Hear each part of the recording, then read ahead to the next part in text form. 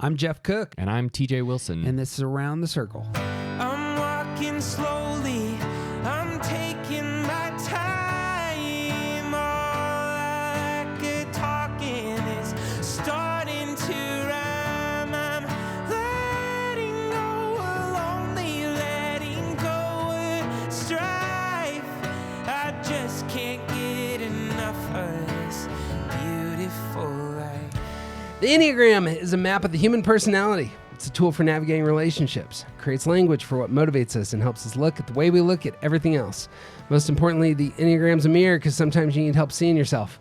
My name's Jeff Cook. I'm a philosopher in Greeley, Colorado, and with me is TJ Wilson, businessman, lover of theology, and enneagram ninja. Hello. My man. Hey. Last time we talked orientation to time. This time we are going to be talking about our repressed centers. And so we're going to jump right in. Each of the types have one center, head, heart, or body, that they repress. In TJ's language, they don't do productive action, thinking, or feeling. Right. And I suppose we can just take those in turn. The 3, 7s, and 8s, who are the independent, assertive types, are going to be feeling repressed. They're focusing on tomorrow, which means their feelings and the feelings of others aren't necessarily on their radar. It's kind of hard to think about tomorrow if you're really focusing hard on how is it that other people will feel next Wednesday. Right. Well, how the hell would you know? Yeah. You know? Feelings are messy and complicated and inefficient, and they are the vulnerability of every human, and they are potentially the thing that could get us in danger. Like, feelings are often obstacles to getting toward the future that we're aiming at. Mm-hmm. And we can also deal with the feelings later after we've done the thing that's important. And this is not to say that 3, 7s, and 8s don't have feelings. It's not to say that they don't experience them or emote. It's that like in their sort of standard home base kind of place, they are not appropriately engaged with their own feelings. Yeah. And they're not understanding of the way that their behavior affects other people's feelings. I was talking to somebody about this morning. She was describing a home as well. It's like there's a room over here where all the feelings are. Yeah. And if there's feelings in there, they're an intruder. I would actually like that room to be clear. Right. You know? Right. But if I because open then this that is door, something that's going, it's going to take away from the task that I want to get to for tomorrow if I deal with these feelings. Yep. Sometimes you have to clean out your house and you have to open the door and deal with the things. Right. Sometimes there's so much clutter in that one room that it spills out into the rest of the house and you can't control it. Right. But generally, it's put over there. We'll deal with that later. Later is a great time to deal with those feelings. Right now, let's focus on the task at hand. Feels like 7s are the best example of repressed feelings of saying, I'm setting aside sadness and anger and envy and all the rest. I'm moving into this other realm that's way more enjoyable. Here's joy. Here's contentment. Here is, foolhardiness, etc. Mm-hmm. I am repressing one and elevating the others. Right. That's the thing. It's you can't be all about feelings if you're not giving time to half. That's just not how it works. If you really care about feelings, then you care about all of the feelings, like 4s do. Well, the 7 is going to say, why do I need to care about the dark feelings? They seem fairly... Because those are feelings too? Because they exist. Unenjoyable feelings. Because life happens, and things that aren't great happen to us, and understanding the good that can come from our dark places is actually really valuable. It's part of what makes us human, and running away from that, it only ever gets people into trouble. This will be one of the things that the Enneagram offers, and this is another thing TJ and I invest a lot of time in, is that the big reason you invest in the Enneagram is it's about how do you get balanced and experience a holistic life. Yep. And the invitation for 7s here is you will actually have a happier life if you deal with your sadness. Yeah. You will actually have a better, happier life if you deal with your anger, etc. Because only the balanced, moderated, holistic life is truly happy in the way that we're created to be happy. Right. Bang. Right. 8s, repression works a little different. 8s are going to often translate all emotions, sadness, vanity, loss into anger. Mm-hmm. That is itself a repressing move because it's kind of pushing them aside and elevating this other energy that you can control. Right. And anger is a motivator. Anger helps you get things done. Mm-hmm. Sure. And so you can use anger to push through the unpleasant experience to get to the other side of it. Yeah. So that you can get back to what you really want to do. This is where that bulldozer, Mm-hmm. there's the proverb that if you're a hammer, every problem looks like a nail. Right. That seems to be perhaps unfortunately targeting the way that unhealthy 8s go about things. Yep. It's a thing. Because they're And some healthy 8s, it's because they're not in touch with their feeling center, right. and particularly the way that their behavior affects other people. Right. That's it. It's not just that your feelings are repressed. For these types, 3s, 7s, and 8s, other people's feelings also can get repressed. Right. So this is where the Hornet language of these are the move against people Mm-hmm. can kind of emerge. And it's not that 3s, 7s, and 8s are constantly fighting with other people. That's not what move against means. Move against in this space is really about moving regardless of. Yeah. Moving despite other people. Moving against may be actually pushing against someone for the sake of disruption, or this person is an obstacle toward me getting where I want to go, so I'm going to push them out of the way. Like, that is possible, but it also could be I am going to move, and if you are in the way, you either get on board or move out of the way. The independence that we'll talk about in the future. Yeah. It's all over that. Anything else to say about 8s, sir? I also think that 8s in particular, but all 3 of these types, I think that because they are not truly in touch with their emotional center, with the way that they experience their feelings, that also means that they will big thing with 3s is to sort of set it aside for later. But all 3 of these types, they don't want to face this now. Like, this is something that I don't understand, and I don't want to let it derail what I'm doing. Mm-hmm. Like, the lack of understanding can be conscious. It can even be, I'm feeling something and I'm going to respond to the only way that I understand that feeling, which might be anger. The connection to that feeling center is broken, and it doesn't come out right.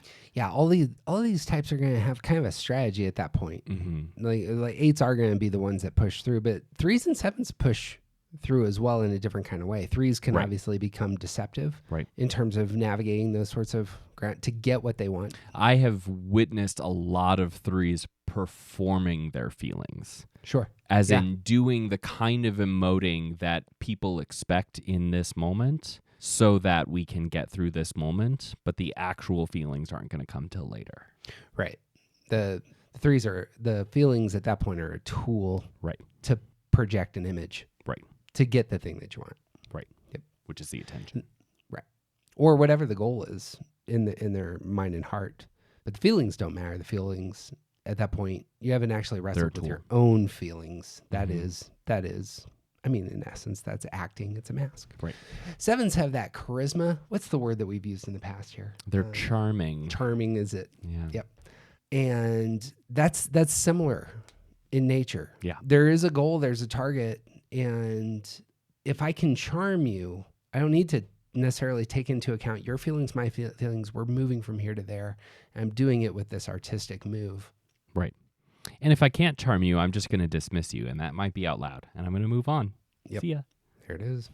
And the feeling repressed center kind of is all over that. Mm-hmm. So, as was said earlier, when Suzanne Stabile talks about stance work, this is generally what is meant. It's like you need to really identify your repressed center, put some attention there, focus on it, strive for balance, moderation, and holistic, living. And this is one of the real treasures that Enneagram has to offer. Yeah. As a 9, there are an awful lot of things that I encounter regularly about my 9-ness that are things that I need to work on. But I struggle with unproductive doing every day, all day, every day. Like that, like not doing. I have to consciously make decisions to do the things that I know I need to do when I need to do them, because usually I'm trying to avoid it. Let's talk about you then. Great. 4s, 5s, and 9s are action repressed. So again, this is the withdrawn types. When we talked about orientation of time, you had mentioned already 4s, 5s, and 9s. 4s will get stuck in their emotions. 5s will get stuck in their thinking. 9s get stuck in a different kind of way in terms of their actions. Yeah. You want to talk about 9s and how action repression works for 9s? Yeah, there's a when the whole world is chaos and trying to disrupt your peace, both externally and internally, there's lots of tools that help you maintain that peace and that harmony, and those tools include shutting down. You just ignore the problems, you ignore the things that are inside, and that usually means you aren't doing what you're supposed to be doing when you're supposed to be doing it. It is very easy to lose time playing video games instead of folding the laundry. It's very easy to shift, like to start doing something when you see it, and then you see something else and you switch and start doing that, and then you see something else and you switch and you start doing that. For example, when I got home today after being out for a little while, like I knew that I had to start some laundry, feed my daughter, get some lunch for myself, and make sure the dog was outside. And I didn't start laundry for an hour because I kept seeing something else that I needed to do. And I didn't get lunch for myself or my daughter for a very long time because I kept seeing other things that I needed to do. Like it's not being able to prioritize what needs to happen when it needs to happen because it's too much work. Like that whole sense of being able to understand how to plan, how to look to the future of how these things might work. Like all of that feeds into this sense of not really being able to say, well, this task is more important than these other ones. Therefore, I'm going to focus on it. We don't do that. We kind of just do whatever's in front of us. 4s, 5s, and 9s across the board have a general problem with establishing meaning and meaningfulness. That comes a lot easier to the other types. And this is priorities is all about value judgments and saying this matters more than this, and then executing. Right. Intuitionally, the stuff that we feel is more important. Like there is an intuitional sense that comes from being in the world that this is a thing that I have to fix. But it's usually not something that's like it discounts all of the things that don't have an intuitional value to them. So fixing something in my house may be really important to me because this is something that's broken that I need to use regularly. I need to get this right. But that means that I'm neglecting things at my job. And here we are again in this unproductive doing. 4s, in terms of their action repression, it seems that the 4s who elevate the inner life, the emotional life, like that's where the real value, beauties and all the worlds to be discovered are. Right. Don't necessarily need to act in the world, yeah? Right. And also, like, why put yourself out there when you're expecting rejection anyway? Like, why... When you don't fit because of some sort of fatal internal flaw, then the risk of going out into the world is so much greater. When you have so many feelings and so many things going on inside, and you are naturally spending all of your energy on what's going on internally, then putting yourself out there into new spaces, into things that need to get done, it's so much more comfortable in the romanticized place that's inside your own heart and mind to just like spend your time with your feelings and and focus on these sort of like relationships and your thoughts about relationships. And like relationships don't require a lot of doing, especially when your only real focus is on the feeling side of relationships. Right. There's a lot of us that relationships are about doing something together. And that's not the case with 4s. Relationships are about emotions, and you can do nothing and still have and maintain that relationship. I suppose the last place that my mind goes there is that there may be a lot of work to be done in terms of like true self-understanding. I really want to get this nailed down before I act in the world. Yeah. That'll be true. This is the way that 5s work as well, in terms of I really want to understand something before I act in the world. Right. But I can see Right. that with 4s. Right. At times. And is this the right thing for me based on how I feel? Like, Yeah. is this going to make me feel right? Right. And your Not feelings. intuitionally necessarily, because they're not. It's a disconnection with their body center. Right. And sometimes your feelings don't tell you that it's time to act for 6 months. Right. Haven't seen that before, but if I had, I would name it in our podcast. What are we still doing? We're just waiting for the right moment. Okay. Well, Are we? that Are we sounds. waiting?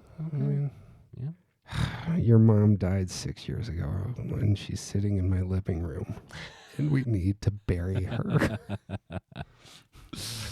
I realize you're still trying to feel about where she should be buried, but right now she's Yeah. next It's to a my. thing. I drink coffee. It's got to be toast her. right. It's got to be the right moment.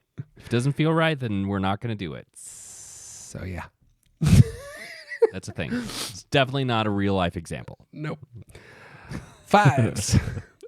We'll see if that And- makes it into the podcast. And to be clear, that is not my dead mom he's talking about. My dead mom is in my living room, and I have no problem with her being there. Some of us want to move forward. Some of us are just fine. I guess forward is relative, Jeff. It's true. Forward is relative. It is. My whole living room is very uncomfortable right now.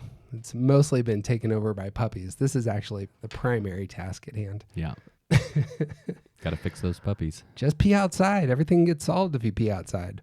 So what did they say to that logic?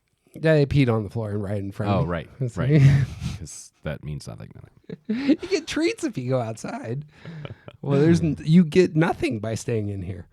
I'm so glad it's not the winter. Holy crap. I didn't realize how hard it would be to potty train a dog if it was the winter time. Terrible. Yeah. Oh, Unless they love the snow, and then it's great. oh, there you go. Yeah. I hadn't thought about that. So 5s, likewise. Yeah, and this is the one that's easiest for me to see, Mm-hmm. is that 5s want to understand all the details before they act. Yep. But that could take forever. Like there's countless details that could be required. And there's the entire world of information at our fingertips at all times, all day and night, forever. And it's just in our pocket that we carry around. It is so easy to go down all these different rabbit trails and like wiki holes and like YouTube holes, and like you can just keep learning something more and like learning the history and like the variations and all the sects that used it differently and like all of the things. Like you can just keep going with information and keep gathering more and more, especially now. Yep. But even 100 years ago, 5s still lived in this place where it was more important to be prepared, to be competent, to be sure of knowledge heading into something than to actually do the thing. I don't know if sins of omission are the same here, but there's something about thumb sucking and not doing that. Like 5s looking back on their life, the regret comes there. You know, at this point I should have acted. You know, not that all the knowledge is in. I should have acted on the knowledge I had in this moment. Sure, yeah. The I've heard- hindsight issue. Right. Anyway, the getting into your body is the solution for action repression. I suppose talking about 3s, 7s, and 8s, getting into your heart is the solution to feeling repression. Mm-hmm. That's what holistic living looks like. That's what balance looks like. And so I suppose for 1s, 2s, and 6s then are the last of the 3. they are thinking repressed. Again, because they're so externally focused, they're trying to catch up with what's going on. They're always reacting to what's in front of them. Right. And oftentimes that means your mind can't work that fast. So you need different tools, different strategies. But 1, 2s, and 6s can often be ready, fire, aim sorts of folks. That aiming comes last. Right. Yeah, and just like all of the other types, like the fact that they are thinking repressed is because of their present focus, and also their present focus is because of their thinking repression. Like you can't plan for the future if you don't prioritize information well.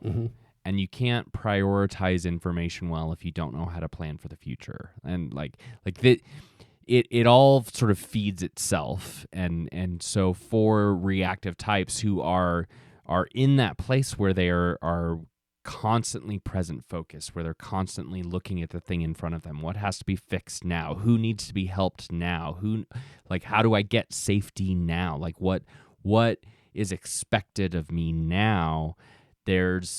It's both because of that thinking repression, and it causes that thinking repression. Like they are outsourcing their ability to put information in its appropriate place to something outside of themselves. Right. So for 6s, it's some type of hierarchy or system of rules, or like this security is the thing that's going to put my thinking in order. For 2s, it's like we just maintain relationships and then all of the rest comes later. And for 1s, like there is some type of out there definition of what is right and good and whole, and like there is something guiding all of this, and so long as I am attached to the right thing, that is how I get toward the wholeness I'm seeking. 1s can often outsource their thinking to systems, to theologies, to ideologies, etc. Yeah. And then that creates a framework that they act in. I don't have to think if I've built these systems around which to organize my life and activities. Right. I did the groundwork already. Yep. That can work sometimes. That can also, as was said, that can also be quite lazy, and it doesn't necessarily do the work of productive thinking. Right. But it sure seems like it. 1s, 2s, and 6s commonly are going to be verbal processors, and part of that is they're externally processing their bad thinking, throwing their thinking out there to their outsourcing through the verbal processing. Right. And like someone else respond and tell me how to think about this. Right. Yeah. For 6s, the thinking repression often comes in pair with their fears. Like, here's the anxieties I have about the future. Let me verbally process those with everybody. I haven't really thought through these fears or whether these fears are legitimate, apt, worthy of my consideration, because I haven't done the hard work to really knuckle down on what should I think about.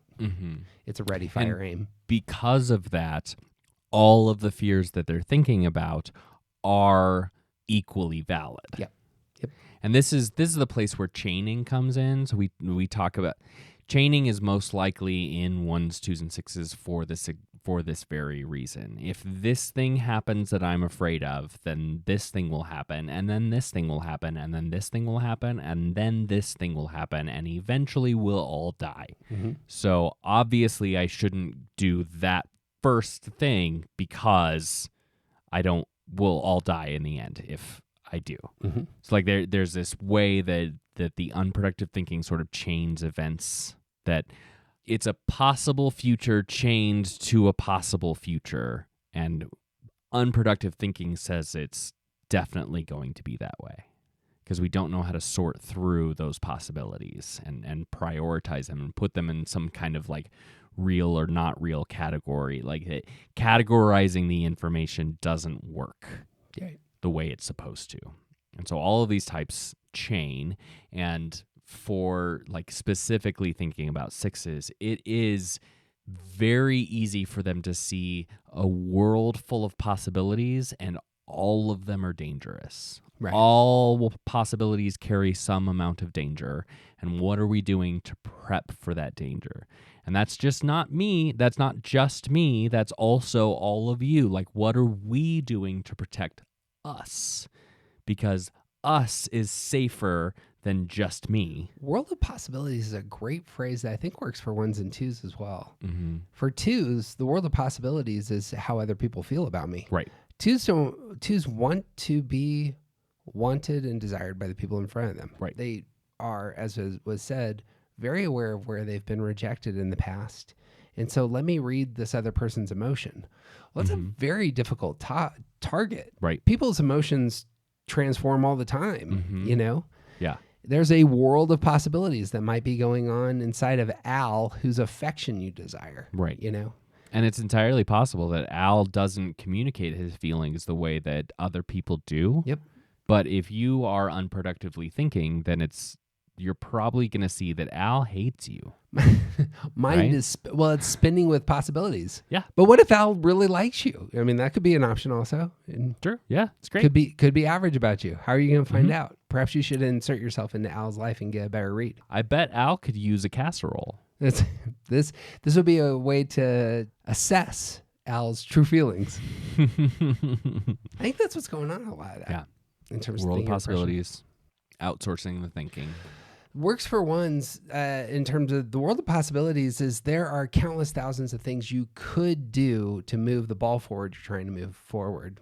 And, there's a butterfly effect with every single action. Yeah. The great thing is that some of these actions will lead to a great world, but butterfly effects are real, and some of them create tsunamis apparently that do great devastation. Right. And if I release the butterfly, TJ, and cause devastation, that's my fault. Right. Right. And absolutely. so I need to think through this world of possibilities. You gotta make sure that you're at least doing your part to not step on the butterfly. You have to know all the countless trillions in philosophy speak. You have to know the countless trillions of counterfactuals. Yeah. If I do this, then X will happen. And that's impossible to know. Yep. And that And you definitely didn't step on that butterfly. You might have disturbed this hornet's nest over here, but at least you didn't step on that one butterfly that's going to cause the tsunami probably in the future. well, both of these are bad and would probably be my fault. Exactly.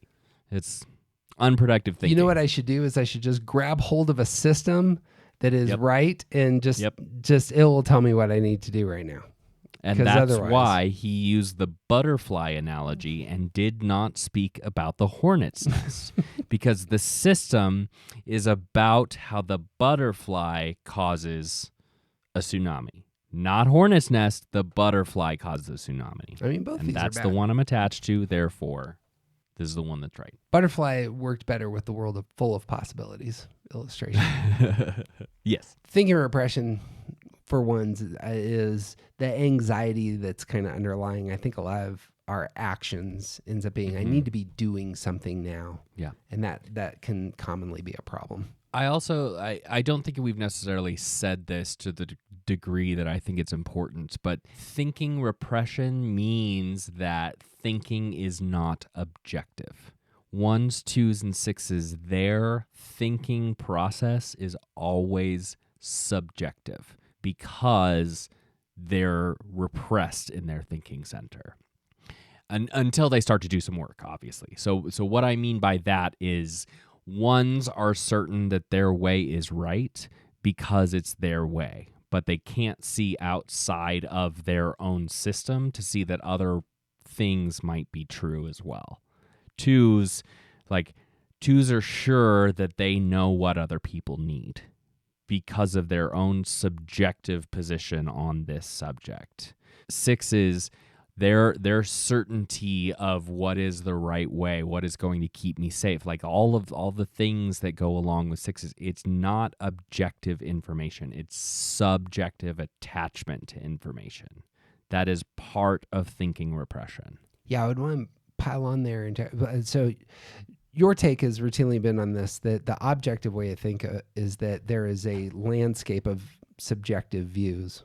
And you need to understand that there's countless views, which is a very nine-ish way of coming to the world epistemologically. Yes, exactly. Yep. But I think you're right in terms of saying that what is happening for 1s, 2s, and 6s is they haven't done the hard work commonly to think through the things that most of their energy is drawn to. That's what it feels like to me. It feels like there's much more of there's a much more reactive, responsive posture. Yeah. Again, ready, fire, aim is, I suppose. Right. Like I think 1s, 2s, and 6s, when they're healthy on this front, they take time to really get their thoughts knuckled down and to engage their mind, to engage, engage right thinking, to read people on the matter, to consult in ways that have questions that are not Socratic in nature, to ask questions that seek out wisdom with a dispassionate posture. I think that might be a big part of that is the passions of 1s, 2s, and 6s color a lot of their questioning. Yes. Yeah. An openness to being wrong is something that 1s, 2s, and 6s don't carry naturally.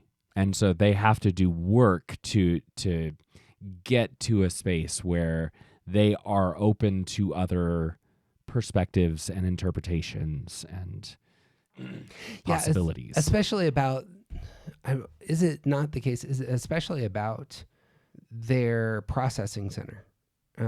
This is what I'm doing for the 1. It might be difficult to move them. This is how I'm feeling or this person's feeling for the 2 might be difficult to move them. This is what I'm thinking, what I'm fearful of might be hard to move the 6. Isn't that how that would work? Sure. That's not necessarily a processing center for the 6. I'm getting that wrong. I suppose we consistently come to this. I don't resonate with your take on this. I never resonate with your take on this. So, and I mean, that might prove the point, but I just don't, I feel like I'm incredibly flexible in my thinking on most topics. However, I do feel like I do the work to ground my opinion on something. And that's the thing. Like I can't showcase for you the value of other metaphysical ways of seeing the world because you have already done the work of figuring out which one is probably the best perspective on a metaphysical understanding of the universe. How else do you get past thinking repression? I mean, if that's the sign of thinking repression that I've done, so I've done the work on this front. Yeah. I'm in theory attacking my thinking repression at that point. Yes. Which is true for this one example. I don't know that it's true for all things in your world, but there are a lot of spaces where there's some black and white energy coming from you that like there's just other people that see things a different way. And the claim is that for 1s, 2s, and 6s, they're not open to the fact that other people are seeing the world a different way. I think in particular, people who are asleep and people who are unhealthy in their type. Yeah. That is a way to describe them. Average to unhealthy, this comes out a lot more. You have done a ton of work to get your thinking into a place where it is informed. Right. But that's not true for all 1s, 2s, and 6s. Well, here's a good illustration of this. It's real similar would not be with 3s, 7s, and 8s and not being able to take into account other people's feelings. Right. Yes. Yeah, absolutely. 1s, 2s, and 6s have a difficult time taking into account other people's perspectives. And it's an unhealthy move to say, well, for the 1 to say mine is the right perspective. Right. Or for the 2, this is how they ought to feel about this. Mm-hmm.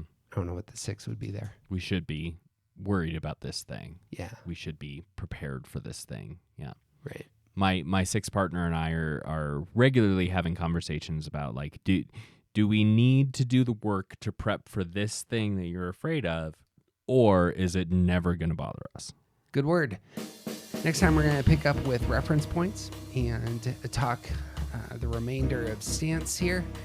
If you are interested in our work, please go to aroundthecircle.org. You can find our online events and everything else that we are up to. We always appreciate subscriptions, stars, and reviews on your podcast platform of choice.